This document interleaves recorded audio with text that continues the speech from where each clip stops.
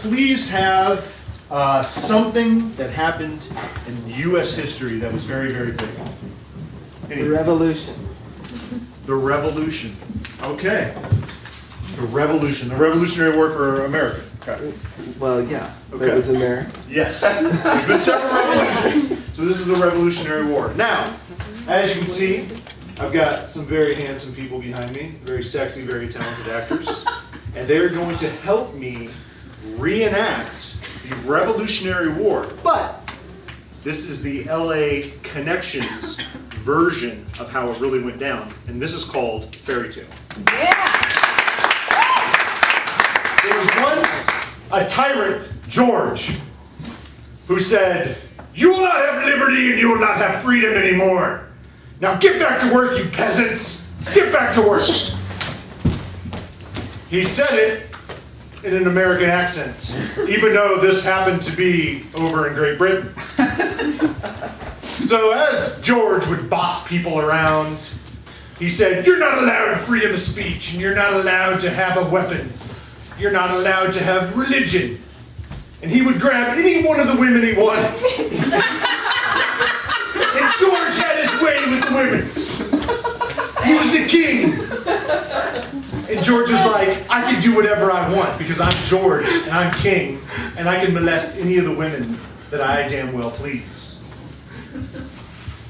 There was once a guy who was a peasant named George as well. And George stood up to King George and said, "You know, George, I think you should really lighten up on really what you've been doing."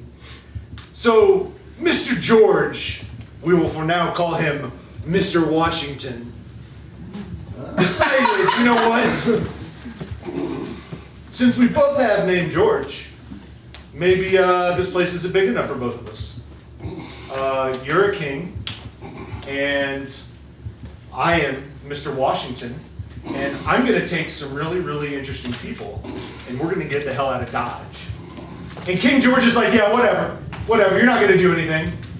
And George is like, "Ah, ha, ha, yes, I know of a place across the pond,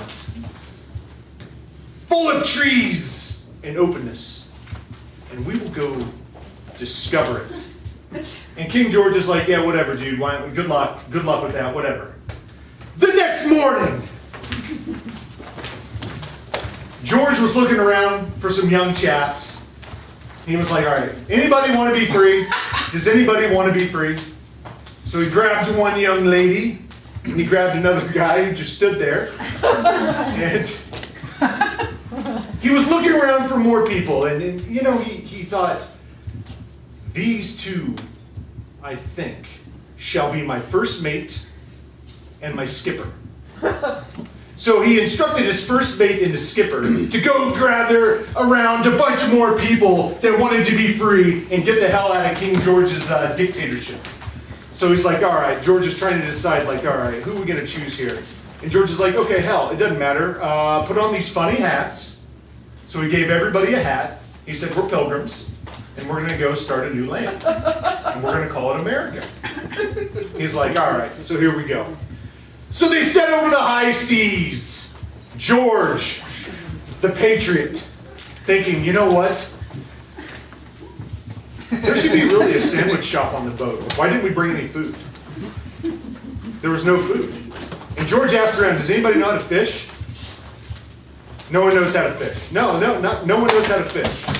There was one chap at the back who did know how to fish. It was King George. King George said, "I wanted to escape my dictatorship because I want to be one of your homies, Mr. Washington."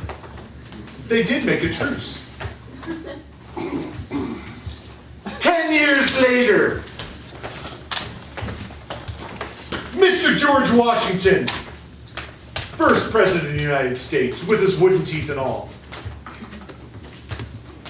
he looked over the land and he said, "This is liberty. Tyranny is over there." But King George appeared again. Washington's like, "Ah, nah, not this guy again." King George is like, "What's up, bitch? Now I can actually claim the land for me." And George Washington's like hell you will. We are going to have a big war. So George Washington gathered his troops, and King George gathered his troops.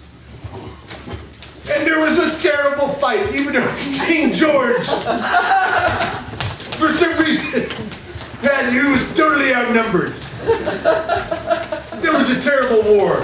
King George, being the big, weak vagina that he was, decided, you know what, guys, I'm just going to skedaddle. But George Washington was like hell you will, King George. Get back here. George Washington grabbed King George. He's like, now I'm going to make you pay. So he put him over his knee. He put him over his knee. And he gave King George a spanking.